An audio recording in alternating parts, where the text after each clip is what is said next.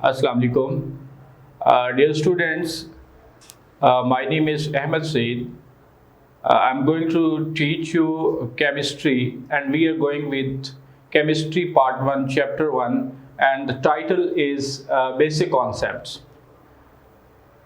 Chapter 1 basic concepts first year chemistry में जिन basic concepts को हमने कवर करना है उनमें काफ़ी सारे कॉन्सेप्ट्स हैं जिसमें atom, molecule, ions, molecular ions and further. तो हम सबसे पहले एटम को डिस्कस करते हैं। एटम का जो कॉन्सेप्ट है ये किस तरह से डेवलप हुआ और बेसिकली एटम है क्या। तो हम सबसे पहले एटम को देखते हैं। तो सबसे पहले तो हम एटम की डेफिनेशन को डिस्कस करेंगे। According to our course, atom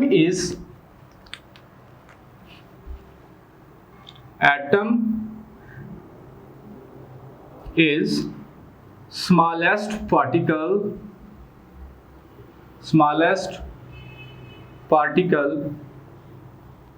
of an element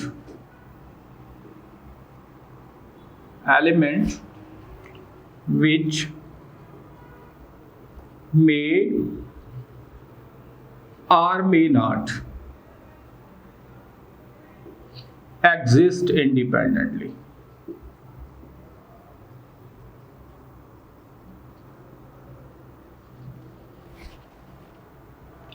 ये फैक्ट है कि एटम किसी भी एलिमेंट का स्मॉलेस्ट पार्टिकल है, या दूसरे लफ्जों में हम यूं कह सकते हैं एटम किसी एलिमेंट का बिल्डिंग ब्लॉक है।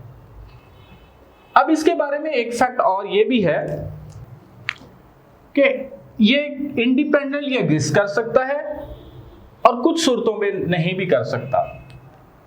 तो हम ये देख लेते हैं smallest particle of an element which may or may not exist independently। एक कीवर्ड ये है और दूसरा कीवर्ड जो यहां पे हमने देखना है, atom is smallest particle of an element. किसी एलिमेंट का स्मॉलेस्ट पार्टिकल जो इंडिपेंडेंटली एग्जिस्ट कर सकता है या फिर नहीं भी कर सकता, उसे हम एटम कहते हैं। अब हम इस बात को डिफाइन करेंगे कि कौन से ऐसे एलिमेंट्स हैं जिनके एटम्स इंडिपेंडेंटली एग्जिस्ट करते हैं और कौन से ऐसे एलिमेंट्स हैं जिनके एटम्स इंडिपेंडेंटली एग्जिस्ट नहीं करते। तो स्टूडेंट्स देखिएगा, elements having atoms with independent existence,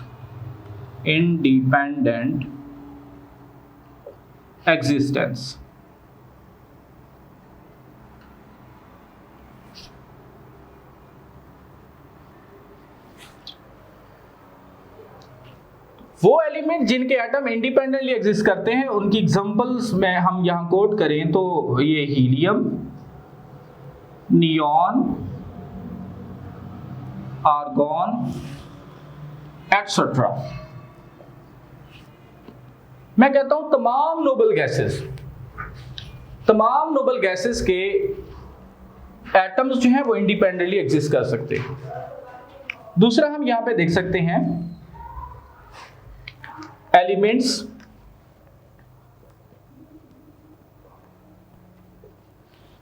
having atoms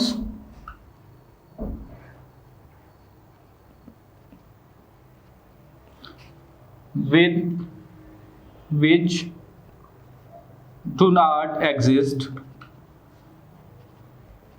independently।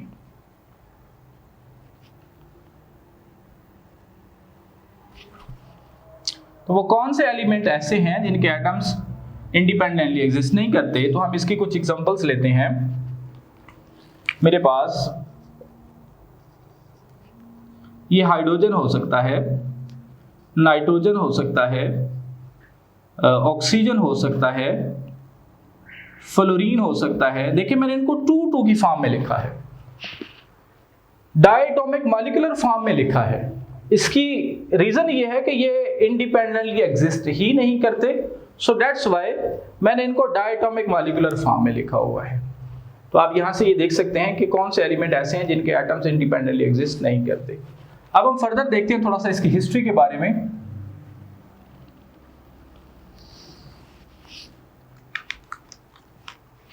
History of atom.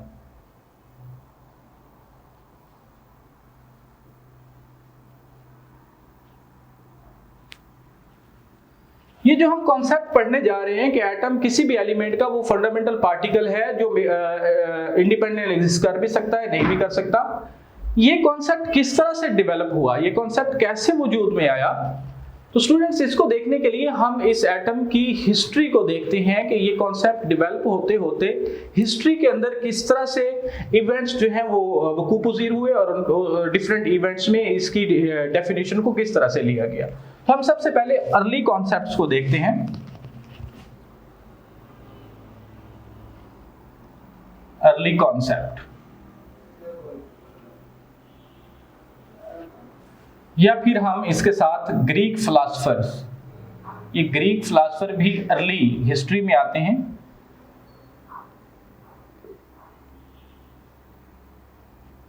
Greek philosophers जो है इनके कॉन्सेप्ट को हम देखते हैं।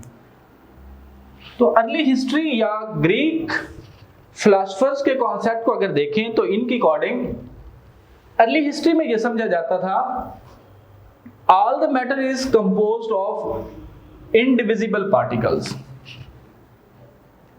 All matter is made of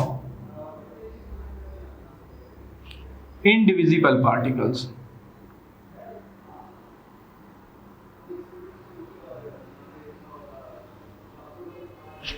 अब ग्रीक फिलोसफर्स ने भी कुछ इस तरह की ही डेफिनेशन दी। ग्रीक फिलोसफर्स ने भी कुछ इस तरह की डेफिनेशन दी। वो कहते हैं matter could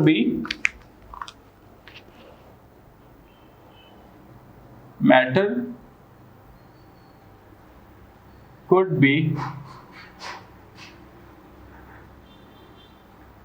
broken into smaller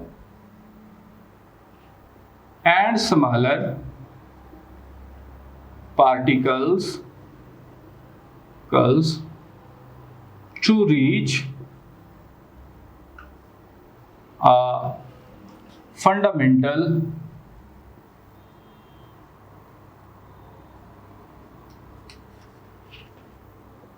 indivisible unit।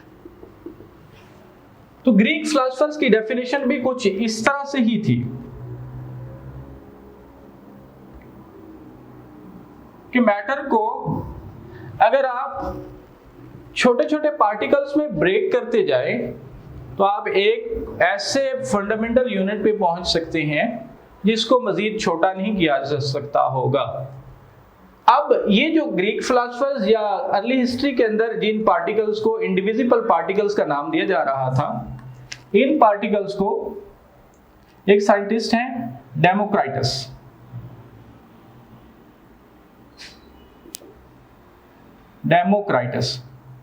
इन्होंने इन पार्टिकल्स को एटम का नाम दिया, नेम्ड एटम। और ये जो एटम है ये ग्रीक वर्ड एटॉमस से डिराइव्ड है, ग्रीक एटॉमस। और ग्रीक एटॉमस जो है इसके मीनिंग्स होते हैं इंडिविजिबल। फर्दर इस हिस्ट्री को आगे देखते हैं। हम इसको देखते हैं लेट 17th सेंचुरी में, late 17th century. Late 17th century में बेसिकली एटम के हवाले से एक डेवलपमेंट होती है। अच्छा स्टूडेंट्स, आपको थोड़ा सा ये बताता चलूं कि ये जो अर्ली हिस्ट्री है या ग्रीक फिलोसफर्स की जितने भी कॉन्सेप्ट्स थे ये फिलोसफिकल कॉन्सेप्ट्स थे, इनका कोई भी एक्सपेरिमेंटल बैकग्राउंड नहीं था। एक्चुअली 17th सेंचुरी में एक न्यू जो है वो चेंज आता है, वो है प्रैक्टिकल वर्क शुरू होता है, लेबोरेटरी वर्क शुरू होता है, और इसमें क्वांटिटेटिव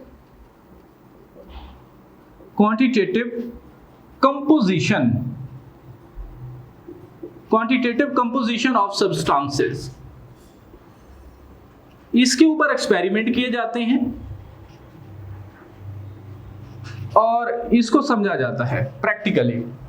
और इसमें एक चीज बड़ी मजे की ये समझी जाती है कि किस तरह से डिफरेंट कंपाउंड्स डिफरेंट एलिमेंट के मिलने से बनते हैं, और किस तरह डिफरेंट कंपाउंड्स को एलिमेंट्स में दोबारा जो है वो ब्रेक किया जाता है।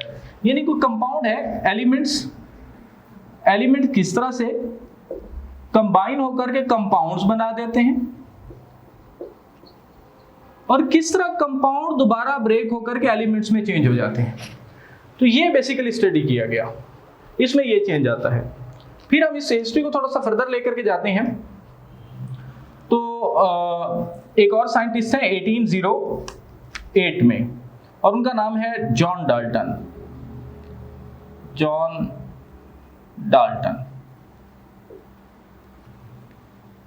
Is very famous for his work।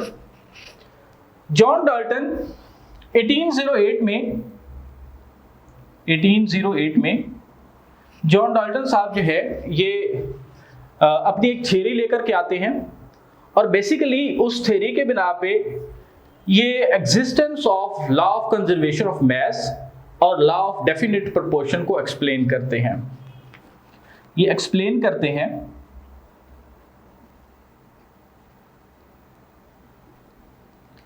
दो लॉज को। एक लॉ है law of conservation of mass, और दूसरा लॉ ऑफ डेफिनेट प्रोपोर्शन।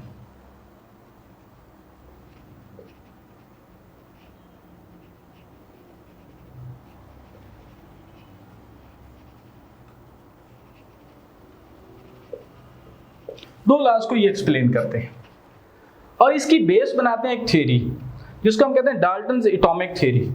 तो स्टूडेंट्स, हम डाल्टन की एटॉमिक थ्योरी को देखते हैं, जो कि बहुत इंपॉर्टेंट है। Dalton's atomic theory, Dalton's atomic theory it's very important. अब मैं ये क्यों कह रहा हूं कि ये इंपॉर्टेंट है? इसकी वजह ये है, अगर इस टॉपिक में से कोई क्वेश्चन आएगा तो डाल्टन्स एटॉमिक थ्योरी का मेन पोस्टुलेट आएगा। It's very important examination point of view के हवाले से। तो इसके मेन पोस्टुलेट को हम देखते हैं।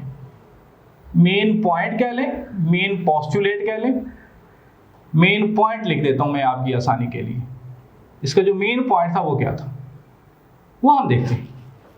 तो इसके मेन पॉइंट को एक ही चंक में लिखने की बजाय मैं इसको ना छोटे छोटे चंक्स में डिवाइड कर देता हूं, ताकि आपको समझने में आसानी रहे।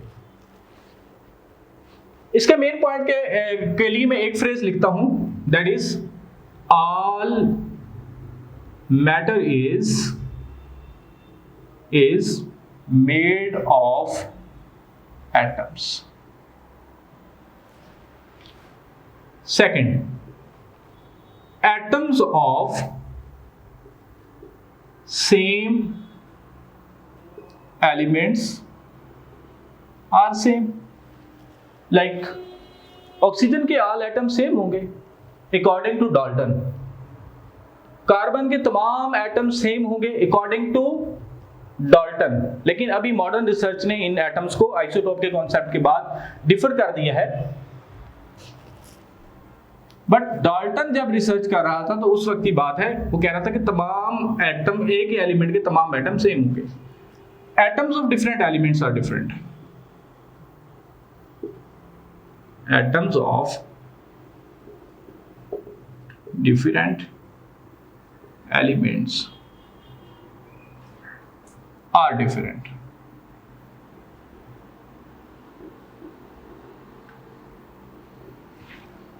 ये मेन पॉइंट है डाल्टन्स एटॉमिक थ्योरी को, जिसको मैंने 3 डिफरेंट चंक्स के अंदर डिवाइड करके आपकी आसानी के लिए लिख दिया है।